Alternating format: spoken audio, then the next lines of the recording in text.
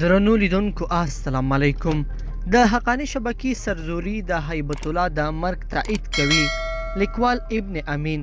د حقانی شبکې مؤسس مشر حقانی مرحوم جلال الدین صاحب د مولوي صاحب خالص بابا د اسلامي حزب یو نوموتی قماندان و او د طالبانو د راتګ وروسته د یاد تحریک د مشر امیر المؤمنین ملا محمد عمر سره بیعت وکړ. د ملا عمر صاحب تر مړینې وروسته د هغه ځایناستي ملا اختر محمد منصور سره بیعت تازه کړ. همدارنګه د حقانی شبکې د مشر بیعت تر ملا هیبت الله اخونزاده پورې راورسېده. اما له کوم وخت څخه چې د طالبانو تحریک افغانستان کې جمهوریت ته د پای ټکی کېښود او ټول طالبان د کابل په ښار راننوتل، نو د حقانی شبکې چې د طالبانو په تحریک کې د زیاتې خطرناکې ډلې استازولي کوله او له همدې سبب یې نړیوال شهرت ترلاسه کړی دی، یو ډول سرزوري او خپل سر پیل کړی دی.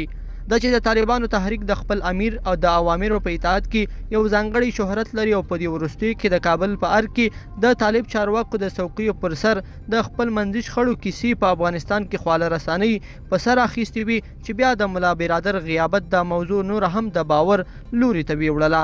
نو باور دا دی چې د دغو شخړو یو لوری د حقانی شبکې یادېږي او په خپل زور یې د سرپرستې کابینې زیات سیټونه خپل کړل او په چارو کې د یادې شبکې لاسوهنې د دې ښکارندویي کوي چې ملا هیبت الله اخونزاده نور نشته دی او یا د شبکه ملا عبدالغني برادر خپل مشر نه مني، نو او د نوموړي هیڅ ډول اوامرو ته غاړه نږدي.